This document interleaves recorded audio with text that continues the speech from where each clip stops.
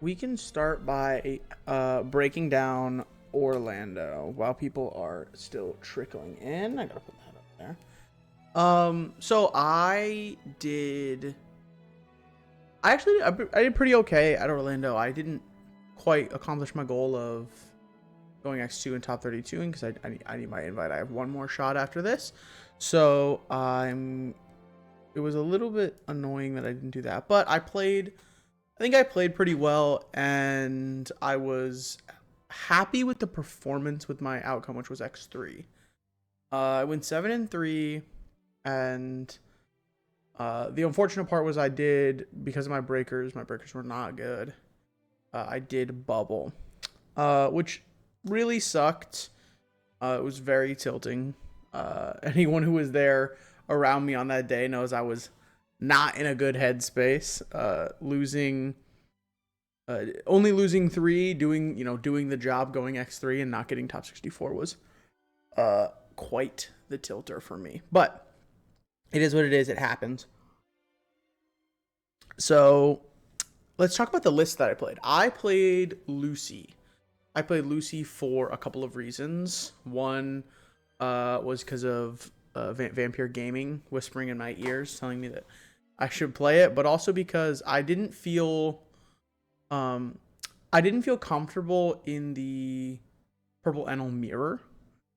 I think that I could beat a lot of people playing Purple Enel, and I could beat a lot of decks playing Purple Enel pretty easily, but I felt like I would lose to the mirror pretty consistently, and especially against better players, where I could beat lower skill players, but I knew that if my goal was to actually do well at the event, I would queue into players who I believe were better than me at the deck. This is a very similar reason to why I didn't play. Thank you for the follow.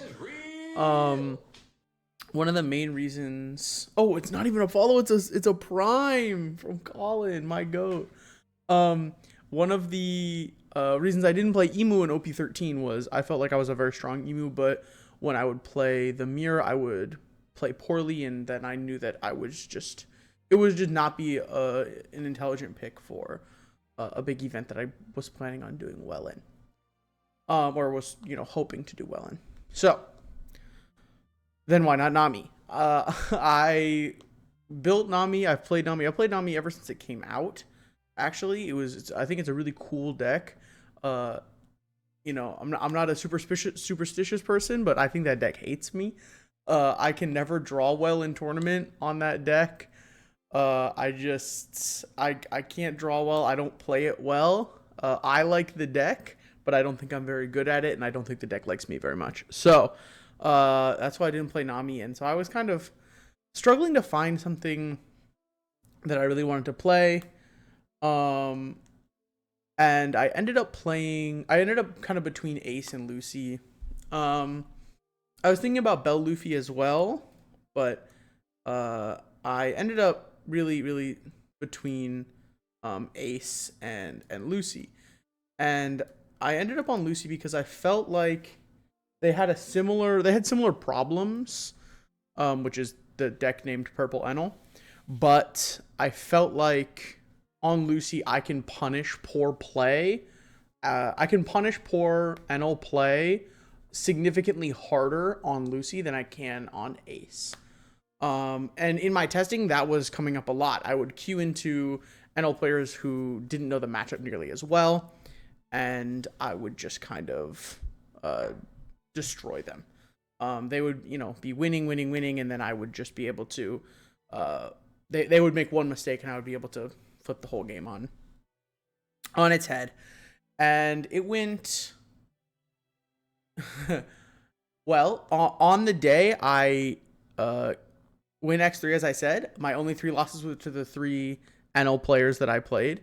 So my game plan did not work out nearly as well as I thought it would, but you can see that the deck is very strong. It just kind of only loses to NL, and it loses to NL pretty hard. It makes it pretty difficult.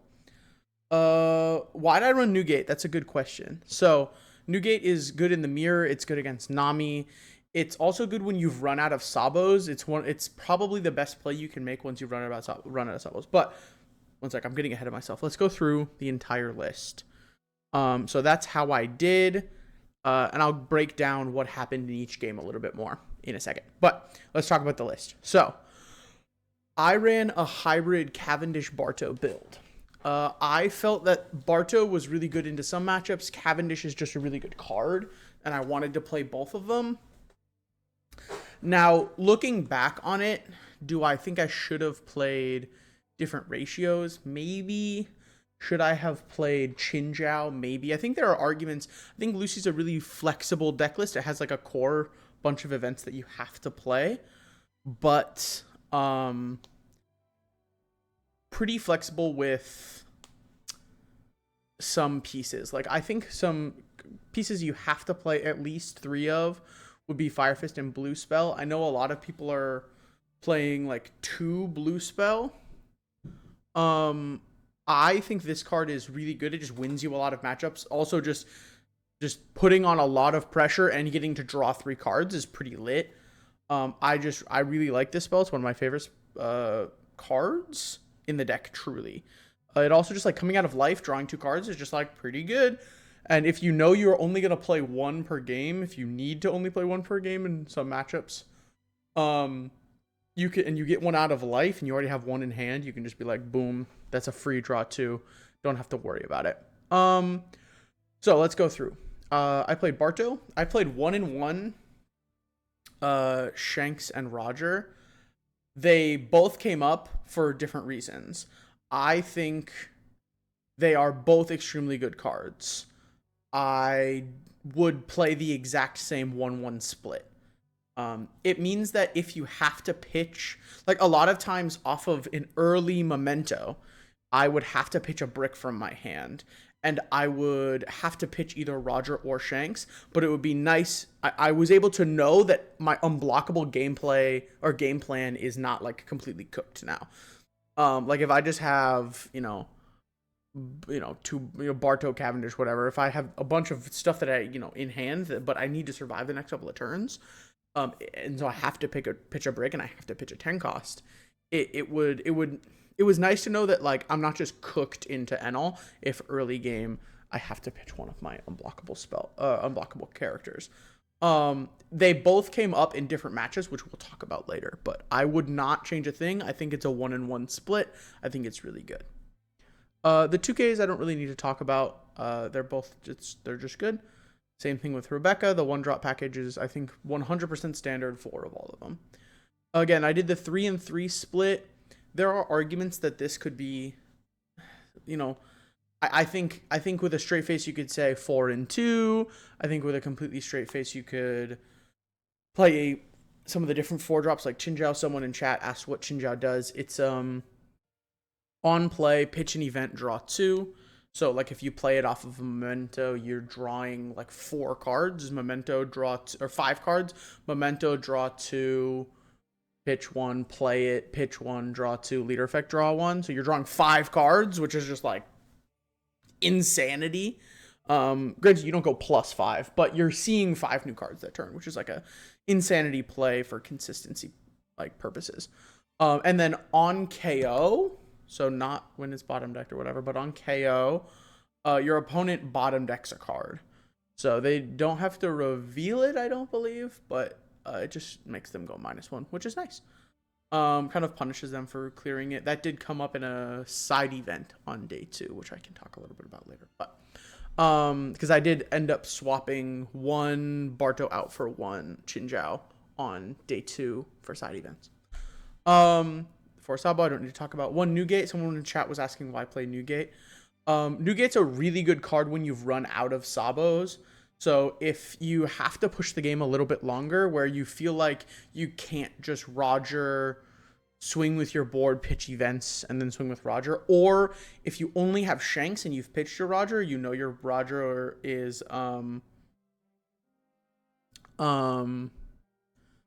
really deep in the deck, like you've looked at it off a Rebecca search early, and you know that your only unblockable play is going to be Shanks, and you know you can't quite get there, or you think you can't quite get there, It pushes one more turn. It came up in um a couple matches. It's just a very good card. Um if I could, this is the problem with Lucy, is if I could run 70 cards, I would in this deck, because you get to draw so much. You can, if I could run more than 50, I would. There are just so many cards I would want, one more of. Same thing with, when we talk about 3 blue, 3 red spell. I wish those were both 4 and 4, but you can't have everything. One question is, why -1 Bard instead of -1 Cav? Because I'm only running 4 3-cost spells, Bart is a little bit less good, and it was also, I was mostly just testing Chinjiao one day too, so that's why I didn't really want to take out a spell. I wanted to take out a brick, and so it was between this, or like it was either Cavendish, Barto, or one of my 10 costs, which I didn't really want to get rid of any 10 costs. So it was between Cavendish and Barto, and I just thought that because I'm only running 4 3-cost spell, that it was a little bit better. But I think the 4-drop package in this deck is like extremely loose, and you could make great arguments for why everything is in there. Fire Fist. I think 2-cost Fire Fist is insane. When I first picked up the deck, I was like, why is this card in here? And then it was brought to my attention by Vampire that you can clear a 12k body with red Fire Fist into 2-cost Fire Fist, and I was like, oh, that's really good. So against Nami, you just get to clear literally everything that they play on curve, basically. And it's just it's just really good. The deck is just kind of insanity against Nami, and I think it's also really good into Enel, into purple Enel, because if they do the intelligent thing, which is wait until they have 2 6-costs and then turn them both sideways on the same turn, then I've had games where I can Sabo 7 Fire Fist, one of them, blue Fire Fist, or not blue Fire Fist, I'm sorry, 2-cost Fire Fist, the other one, and then attack them with my 6-costs. Or even my like Violas into the one that I -8'd on. It was really, really, really good. I was just kind of able to clear everything. Ever. I really, really, really like this combo. Just watch me ace. It's just a really, really, really good spell. Being able to main and counter for -3 was really underrated. It's also really good because it's for the turn, which a lot of opponents don't realize. And then like green players will use Brook to restand something, and you just kind of look at them like it's -6. Like if you use 2 and then they Brook to rest something, restand, and then I'm just like, okay, you're going 4 at 5 right now. And they're like, what? And I show them the card, and it says for the turn, and then they scoop. It didn't happen at this event, but it's happened at other events that I've played the deck at locals. It's just really good. It also combos really well with Berry Pistol. You can bottom deck a 9-cost, so you can in the mirror. You need this card against not 9-cost, sorry, 9,000 power, and against Nami you can bottom deck most. You can bottom deck what's the word?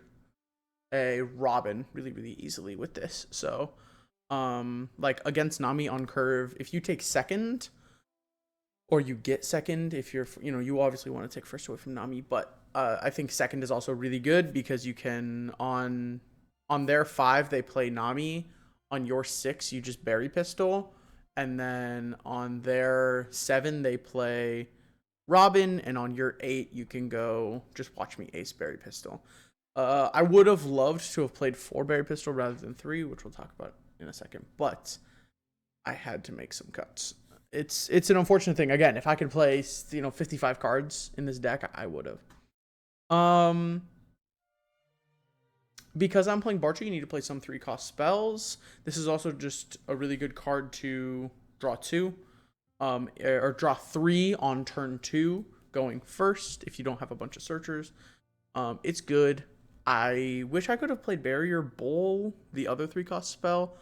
I think that's a really good card too, but I just again couldn't make it fit with the kind of deck that I was trying to make. Thank you so much, my friends. Didn't see who that was, but oh, Alex, thank you. So, let's keep going. Memento, I don't even really need to talk about that. It's the 4-cost spell that lets you draw a bunch of stuff. Consistency. Yay. I ran 3 7-cost blue spell. I think 7-cost blue spell is a really good card. I think it wins you a lot of games just out of nowhere. Purple Enel players don't respect it. And then you just kind of go, like, they'll take the first 2. Because they're like, oh, I find my pieces. And then you just blue 7-cost spell them. And then they're at 1 life. And then you can just kind of win the next turn a lot of times. It's pretty cool. So then I play, and then stage to protect your bodies. So let's talk about the event on the day. So I ended up going 7-3 with bad breakers and didn't get top 64. I got top 128. I got 123, 123rd, which was a big tilter on the day. But looking back, it's like, it's okay. And I kind of had a feeling it would happen after my second loss. After my second loss, I was like, I don't think I'm going to be able to even make top 32. I would have to get really lucky. So let's talk a bit about the day.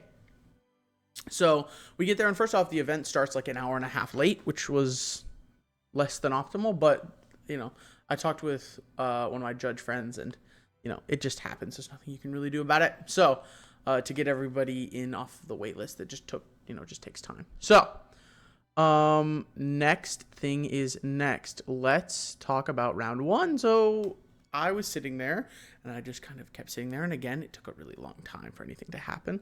I'm just kind of sitting there and twiddling my thumbs and waiting, being like, I wonder when my opponent will show up, and maybe they're on the wait list, and maybe blah, blah, blah, blah. Maybe they didn't, you know, do whatever. And then they never showed up. So I was kind of like, nice. I'm only going to play a 9-round event rather than a 10-round event. But also I need to do really well, because having a round 1 bye can kind of destroy your breakers in these big events. Like a locals event, who cares? Because it's only like, you know, 3, 4, 5 rounds where you only have to win 4 now, but and breakers don't matter nearly as much as at locals, because it's just kind of like if you win, you win. But at a big event like this, where your likelihood of going 10-0 is pretty low, you really need every little bit of breaker that you can. So it was a little bit unfortunate, but also a little bit nice for my mental. I was able to, you know, basically have another hour, but at this point we'd already been waiting an hour and a half. So it was like kind of like another, like, oh, I gotta wait another 35 minutes, you know, 40 minutes for my next round. So it's just kind of like this anticipation was building. But then I sat across from an ace on round 2, and I was like, okay, well, this is gonna be a pretty good one. This should be relatively easy. It's favorite for me. I win die roll. I go first. My opponent was kind of like, oh, you're letting me go second? And I was like, yep. I just got to play the video game. And he didn't really. On 5, I play Memento Cavendish. On his 6, the biggest thing that happened was he missed 4. Or if he didn't miss it, he didn't want to play it. He wanted to play Searchers, because he didn't play any Searchers on 2, and then on 4 he played 2 Searchers. So I was just kind of like, okay, it looks like he needed his pieces a lot. He kept playing Otamas to find his pieces. But he played an Izo searched 8-cost spell, so I knew he had 8-10 in hand. But because he kept his hand. So I was like, he has to have at least something good here. Then on 6, he plays Jozu, bounce my Cavendish. I'm like, sucks, but whatever. Then on his 8, on our first 7, we double summon. So we just bring the. Actually, I don't think I brought Cavendish. I think I play. I think I pitched the Cavendish off the Memento from the first Sabo. So I Sabo Memento, draw 2, trash 1, pitch the Cavendish, play Barto, because I don't want the Barto to get. The Barto can't late game. It's a little bit stickier when they're trying to swing into it. Like if they're trying to swing into it with a 9-cost Zoro. So I was like, I thought it was a little bit better. So I double summon on 7, and then on his 8, he doesn't 8-10, which I had a clear. I had the 7-cost Fire Fist into 2-cost Fire Fist for his 8-10. So I was kind of like, it's actually pretty good for him. But he decides to play Zoro instead and attach one, swing a bunch. I just kind of I block something and then take something. And I was just like, whatever. He's an 8K lead. And then I believe on my 9, I double summon again. So I play Sabo into like a Cavendish, I think. So I double summon again because he leaves everything active, which was really smart of him. So then on his 10, he doesn't play Newgate again. And I'm like, he must not have one. Like, he didn't 8-10 and then he didn't 10. So I was like, why did he keep his hand? Like, maybe it must have just been the double Zoro. So then he plays another one. But at this point, my board is like huge, right? I've double summoned back to back. So I was just like, huh? I mean, I guess, right? Whatever, who cares? So then he plays another Zoro and swings out. And I'm like, okay, but he swings his entire board. So, but I have 2 active Sabos, so I just kind of block and then counter the smallest one, or even take the smallest one down to 1 life. I can't remember, but it didn't matter, and his entire board is sideways now. I play Sabo red Fire Fist, and then I blue 2-cost Fire Fist the other one, and then just watch me ace the Jozu before, like, I sequence it. So basically he gives me a bunch of cards and then I still kill them. So he gives me, I think, 3 2Ks and a 1K or maybe a leader effect. And still his entire board dies. So from then on, it was just an instant Giga win. Like, there's just no way he gets to play the game after that. Then he plays a 10 cost on the next turn. I clear it. I think I baited him to swing because I didn't have the 2-cost Fire Fist anymore. So I think I swung 6. He blocks it. Then I Fire Fist, just Giga Turbo kill it.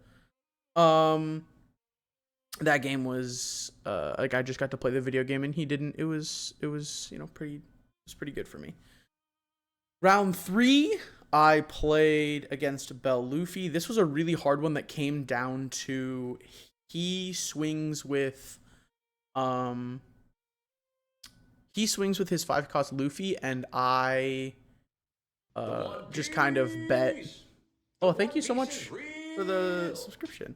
I turn my, or rather, he turns his 5-cost Luffy sideways, and I just kind of say, you don't have it. Like, the life's gonna be bad, and I block.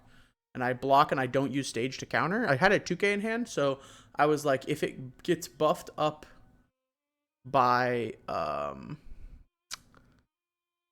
could counter out of a 10, basically, was what I was thinking. So if it gets buffed up by 2 or 3, I'm okay. If it gets buffed to a 9 or a 10, I can block a counter. He flips over a 1, so I get to free block. And I'm like, oh, okay, this game is actually like super winnable now. I was able to basically just crawl out of the game by getting really lucky a second time.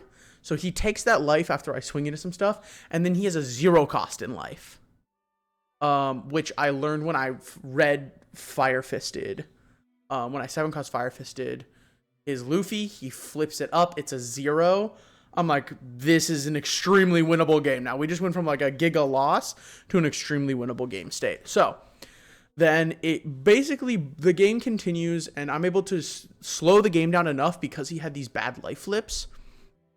I think he also flipped another one, and it was a 2K. Like, it was plus 2,000. So it was just it was a really unfortunate game for my opponent and a really lucky game for us, but that is how you beat your bad matchups like this a lot of times. This deck I was actually more afraid of this deck than I was of Enel, even though I lost to 3 Enels, which sucks, and 1 beat this. But Enel is a lot harder to beat Lucy because you have to actually think. It's just a harder deck to play. Not to say that this Bell-Luffy is like bad. Like, I think it's a good deck.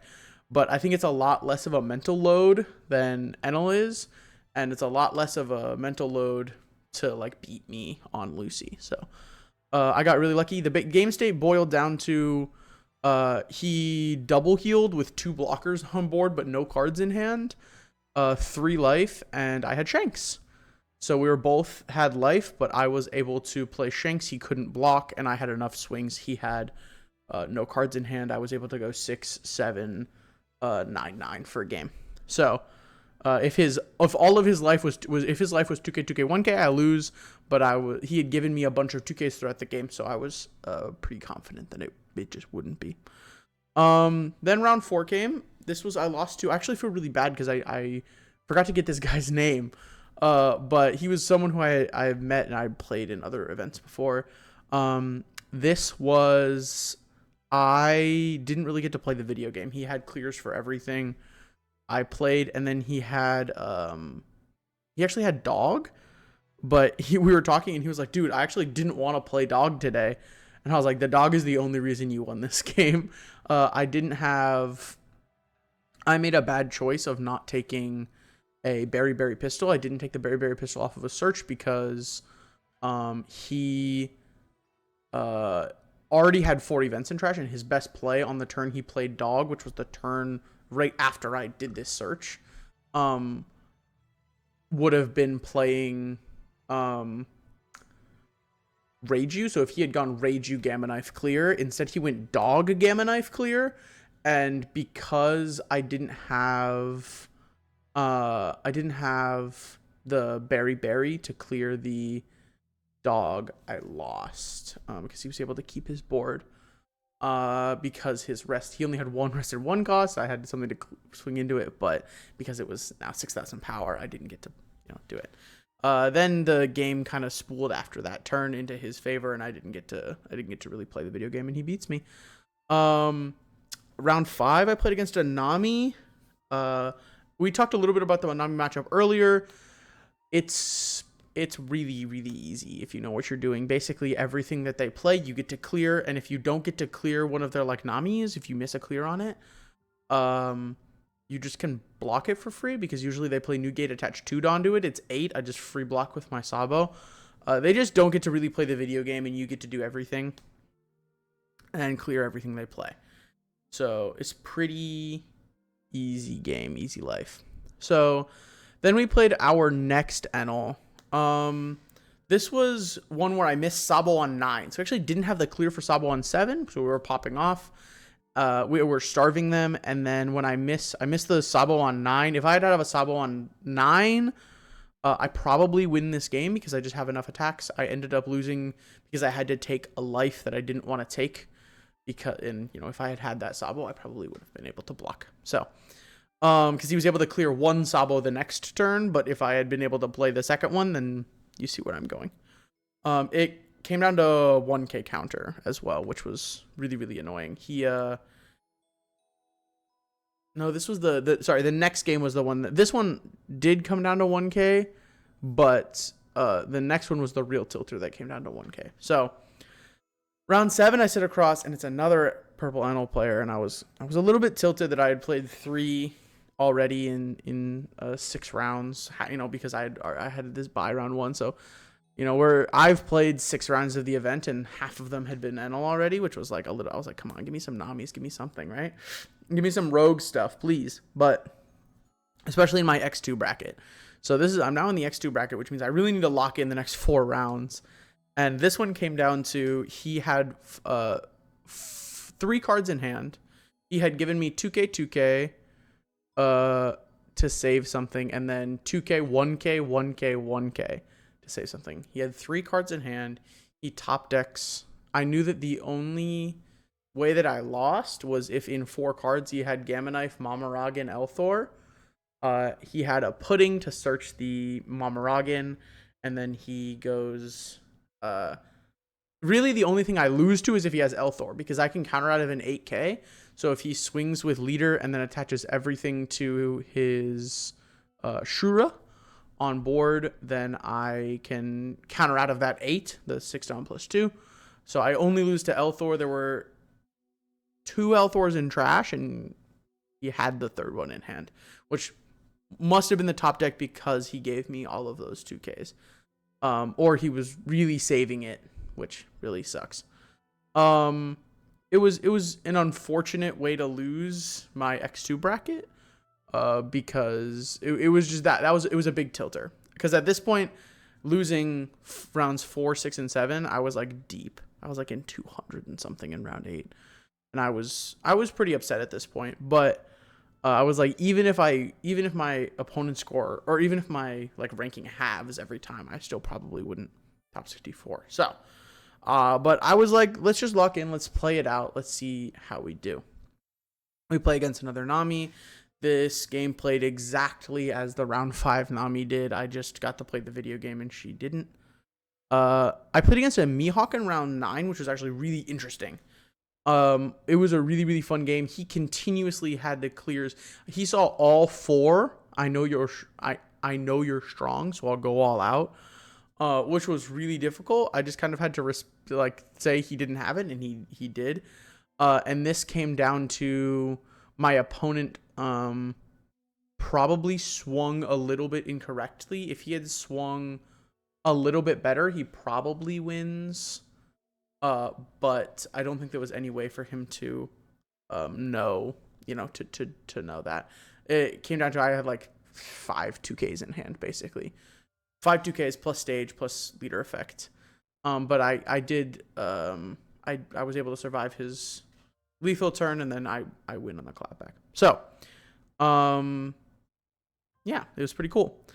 Then against Teach round 10, and I was like, this is going to be a day ruiner, because Vampire had already actually lost to a Teach earlier in the day in like round 2 or 3. So I was like, and he had told me, he was like, dude, if it's removal, if it's full removal Teach, you're just like cooked, right? And I was like, okay, well. So I sit across from him, and on 2, he doesn't play, or on, his 3, he doesn't play Dock and I'm like, okay.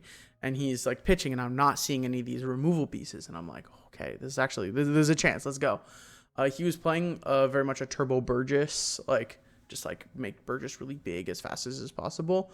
And it came down to, I was able to resolve blue double attack spell, and then I was able to resolve just a basic, like I just played it as a vanilla, a Sabo, and a Rebecca, and then he took a 6K he probably wasn't supposed to take, but that put him down to 1 life. He could have free blocked it, but it put him down to 1 life, and then I was able to play Newgate just as a vanilla 10-12 blocker, and I just was able to close that out the next turn with Roger. It was a really cool game. It came down to just a little bit of outplay and just playing the video game pretty well. So I was happy with my play on the day. It was kind of tilting that 2 of my this one, he also had triple Elthor, where if he didn't have triple Elthor, I wouldn't have had to pitch a red 7-cost spell, because I wouldn't have needed the extra 1K counter. So it was a big tilter. My 3 losses to the Annals were really big tilters. So that's my breakdown of Orlando. I had some other stuff. I had some other stuff that happened on day 2 that was pretty fun in some ways. I switched to playing the one of Chinjiao, so I did this, and I minused 1 of these for a Chinjiao, and actually really liked that card. It came up in the mirror. It was pretty cool.